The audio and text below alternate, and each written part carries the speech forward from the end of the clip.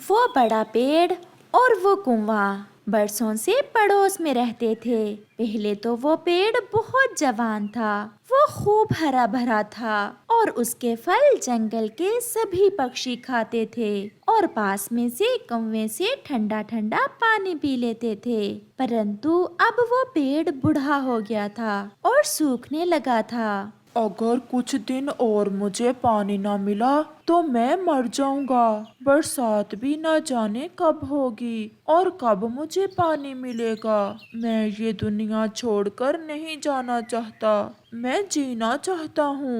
मैं अपने पड़ोसी कुएं से मदद मांगता हूँ। फिर वो बूढ़ा पेड़ अपने पड़ोसी कुएं से कहता है, मेरे दोस्त, मेरे पड़ोसी, मैं बहुत प्यासा हूँ। मुझे पानी दो। मेरा गला सूख रहा है। मेरे पत्ते सूख गए हैं। मुझ में अब हिम्मत नहीं रही। मैं और बरसात का इंतजार नहीं कर सकता। मैं समझता हूँ दोस्त, एक पड़ोसी ही मुश्किल समय में पड़ोसी की मदद करता है। परंतु आप तो जानते हो, मैं खुद से कुछ नहीं कर सकता। मैं जरूर आपको पानी देता अगर मैं दे सकता तो।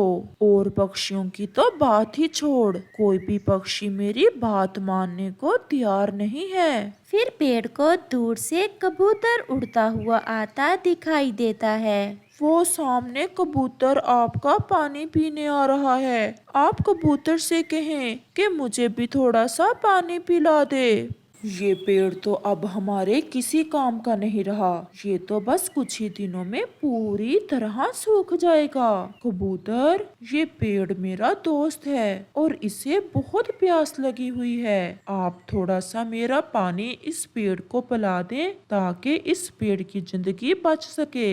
नहीं कुआं जी, मैं तो बहुत जल्दी में हूँ और वैसे भी ये पेड़ अब सूख ही जाना चाहिए क्योंकि ये पेड़ अब हमें मीठे फल देने के काबिल नहीं रहा। ऐसा कहते हुए कबूतर कुएं से पानी पीकर चला जाता है। मैंने सारी जिंदगी इन पक्षियों को मीठे मीठे फल दिए, अपनी सेहत की परवाह नहीं की। मुझे आज भी याद है जब मैं बहुत बीमार हो गया था, परंतु फिर भी मैंने इन पक्षियों को अपने फल दिए। समय नहीं है, किसी के पास भी समय नहीं है। न जाने ये सब पक्षी इतनी जल्दी में क्यों है। किसी के पास भी कोई अच्छा काम करने के लिए समय नहीं है।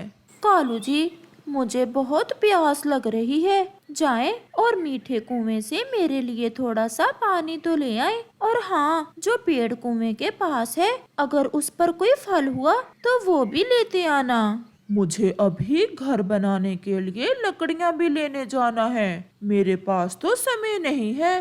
जाते हो या लगाऊं एक? फिर कालू जल्दी से वहाँ से भागता है। कालू कौवा कुएं से खुद भी पानी पीता है और अपनी पत्नी के लिए भी पानी लेता है। इस पेड़ पर तो कोई फल नहीं है। ये पेड़ तो अब एक बेकार की चीज ही लग रहा है। कौवे, ये मेरा दोस्त है। क्या आप मेरा थोड़ा सा पानी इस पेड़ को पिला सकते हो? इसे बहुत प्यास लगी हुई है। ना ना, मुझे कोई काम ना कहना। कुएं जी, मैं तो बहुत जल्दी में हूँ। मेरे पास समय नहीं है। और कौवा वहाँ से भाग जाता है। वो पेड़ फिर से रोने लग जाता है। मुझे आज भी अच्छे से याद है जब ये कौवा अपनी माँ के साथ एक बार यहाँ आया था। तब मैं जवान था और इसकी माँ को मैंने अपने मीठे मीठे फल दिए थे और रहने को अपने ऊपर घर भी बनाने दिया था। मुझे माफ कर दो दोस्त। मैं अगर आपको पानी पिला सकता तो मैं जरूर ऐसा करता।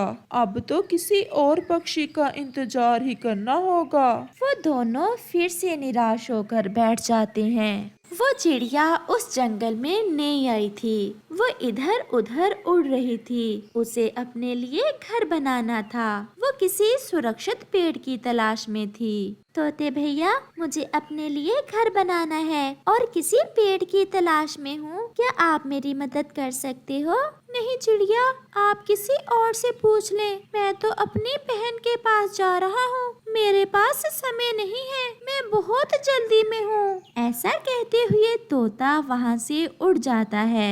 हर कोई जल्दी में है, किसी के पास भी समय नहीं है। फिर चिड़िया आगे बढ़ती है, वो कुएं के पास पहुँच जाती है। वो ठंडा पानी पीती है। चिड़िया, आप इस जंगल में नई आई हो? हाँ कुएं जी, मैं अपने लिए घर बनाने के लिए कोई सुरक्षित पेड़ ढूंढ रही हूँ। ये पास में मेरा दोस्त है, इसे बहुत प्यास लगी हुई है। क्या आप मेरा थोड़ा सा पानी लेकर इसे पिला सकती हैं? क्यों नहीं, मैं अभी पिला देती हूँ इस पेड़ को पानी। फिर चिड़िया उस पेड़ को पानी पिलाती है। पानी पीकर पेड़ में एक नई जान आ जाती है। चिड़िया, अगर आप चाहें तो मेरे ऊपर अपना घर बना सकती हैं। अगर आप मुझे ऐसे ही पानी देती रहेंगी तो मैं कुछ ही दिनों में फिर से जवान हो जाऊंगा और आपको मीठे मीठे फल दूंगा। मुझे आपसे दोस्ती करके बहुत खुशी होगी और मैं ऐसा ही करूंगी। फिर वो चिड़िया उस पेड़ पर अपना घर बना लेती है।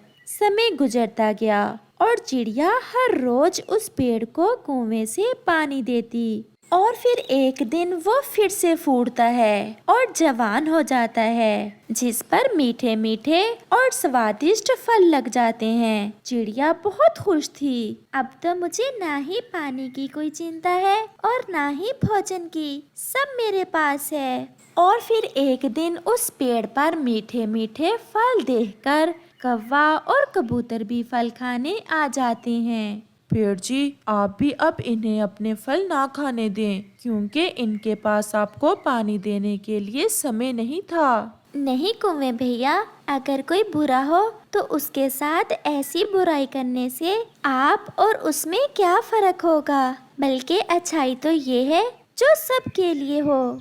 और फिर पेड़ उन्हें भी अपने फल खाने देता है। रानो चिड़िया की दो बेटियां थीं, एक का नाम टूनी और दूसरी का नाम टुनटुनी था। रानो ने अपनी दोनों बेटियों को बहुत लाड प्यार से पाला था। रानो हमेशा अपनी बेटियों को ताजा और साफ सुथरा घर का खाना बनाकर खिलाती, जिस कारण उसकी दोनों बेटियों की सेहत बहुत अच्छी थी। उनके घर के पास ही गोरी कव्वी रहती थी, जिसका एक बेटा जग्गू कौवा था। गोरी कव्वी बहुत अमीर पक्षी थी, उसके पास रुपए पैसे की कोई कमी ना थी। अपने बेटे की हर जायज नाजायज बात तो वो आंखें बंद करके मान लेती। मम्मा, मैंने नहीं खानी ये सब्जी, मैं तो पिज्जा ही खाऊंगा। आप जल्दी से मेरे लिए पिज्जा ऑर्डर कर दें। बेटा, अभी दोपहर को ही तुमने KFC ऑर्डर करके खाया है, अब पिज्जे की बात कर रहे हो। चलो शाबाश, अब सब्जी के साथ रोटी खा। मैं अपने बेटे को सुबह नाश्ते में पिज्जा मंगवा दूंगी। नहीं नहीं, मैं तो बस पिज्जा ही खाऊंगा। ऐसा कहते हुए जग्गू भोजन वाली थाली उठाकर दूर फेंक देता है। अच्छा बेटा, चल गुस्सा खत्म कर दे, मैं अभी अपने बेटे के लिए पिज्जा ऑर्डर कर देती हूँ। और साथ में कोल्ड ड्रिंक भी। मुझे पिज्जा कोल्ड ड्रिंक के बिना अच्छा नहीं लगता। और फिर गोरी कव्वी रात के उस समय भी अपने बिगड़े हुए बेटे के लिए पिज्जा और कोल्ड ड्रिंक ऑर्डर कर देती है। थोड़ी देर बाद ही जग्गू का ऑर्डर भी आ जाता है। जग्गू बड़ा लार्ज साइज का पिज्जा खाता है, साथ में कोल्ड ड्रिंक पीता है और खाते ही सो जाता है। मम्मा, ये गोरी आंटी के घर अभी अभी डिलीवरी बॉय पिज्जा डिलीवर करके गया है। इतनी रात के समय भी जग्गू पिज्जा खाता है। टूनी बेटा, गोरी की तो अकल बिल्कुल ही खत्म हो गई है, अपने बेटे की सेहत अपने पंखों से बर्बाद कर रही है। मम्मा, इसमें सेहत खराब होने वाली क्या बात है, वो तो बहुत अमीर पक्षी हैं, इसलिए तो इतने महंगे महंगे स्वादिष्ट भोजन खाते हैं। काश हम भी अमीर होते और ऐसे भोजन खा पाते। बेटा टुनटुनी, सेहत से बढ़कर कुछ कीमती नहीं होता, और वो पक्षी सबसे अमीर होता है जिसके घर में कोई बीमारी नहीं होती। बाहर के स्वादिष्ट भोजन सिर्फ वक्ती जबान का चस्का होते हैं। बेटा, कभी कभी बाहर का फास्ट फूड खाना बुरी बात नहीं है। अगर आप हर समय खाते रहेंगे तो पैसे का ज़िया तो होगा ही, साथ साथ आपकी सेहत भी दांव पर लग जाएगी। फिर वो तीनों माँ बेटियाँ बातें करती करती सो जाती हैं। अगली सुबह जब टुनटुनी की आंख खुलती है तो अपने घर के बाहर देखती है। बाहर तो फिर से डिलीवरी बॉय खड़ा था और गौरी कव्वी उसे ढेर सारा फास्ट फूड रिसीव कर रही थी।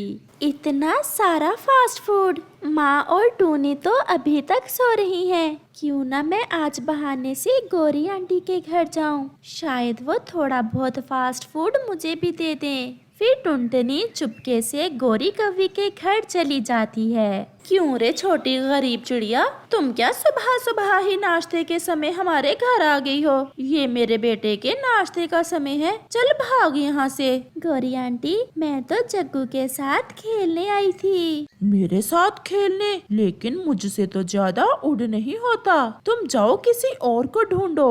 मेरा बेटा अच्छा और महंगा भोजन खाने से थोड़ा मोटा हो गया है, तुम्हारी तरह सूखा सड़ा नहीं है जो पूरे जंगल में फरफराता फिरे। आंटी, क्या ये पिज़्ज़े और बर्गर मजे के होते हैं? हाँ, बहुत मजे के होते हैं, लेकिन ये तुम जैसे गरीबों के लिए नहीं है। ऐसे फास्ट फूड्स तो हमारे जैसे अमीरों के बच्चे ही खा सकते हैं। रानो भी अपनी बेटी को ढूंढते ढूंढते गौरी के घर आ जाती है। टुनटुनी, आज तुम सुबह सुबह ही घर से क्यों निकल आई? हमारे मजेदार फास्ट फूड की खुशबू खींच लाई तुम्हारी बेटी को। रानो, कभी अपनी बेटियों के लिए भी फास्ट फूड ऑर्डर कर दिया करो। देखो तो जरा कैसे तरसी हुई निगाहों से देख रही है मेरे बेटे की तरफ। ये तो बच्चे हैं, इन्हें नहीं पता कि इनकी सेहत के लिए क्या ठीक है और क्या गलत। हमें तो पता है ना कि ऐसे हर समय बाहर के फास्ट फूड हमारी सेहत को कितना खराब करते हैं। वैसे रानो, जो गरीब होते हैं वो हमेशा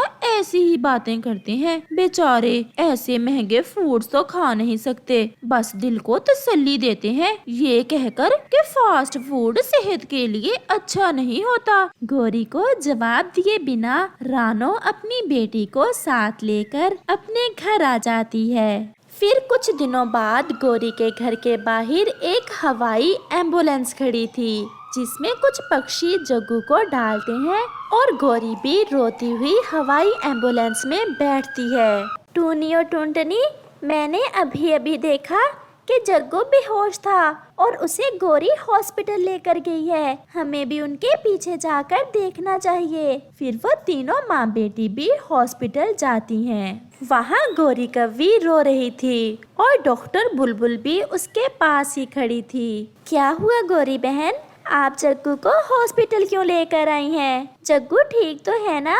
जग्गू की दोनों किडनीज बिल्कुल खत्म हो गई हैं। ऐसा लगातार फास्ट फूड खाने के कारण हुआ है, क्योंकि लगातार फास्ट फूड खाने की वजह से जग्गू की किडनीज स्टोन से भरी पड़ी हैं और अब तो कोई चमत्कार ही हो सकता है कि जग्गू जिंदा बच जाए। अब जग्गू के ऊपर जितना भी पैसा लगा लो सब बेकार है, क्योंकि हम पक्षी एक किडनी के साथ तो जी सकते हैं, जबकि अगर दोनों किडनीज खत्म हो जाएं तो हम बच नहीं सकते।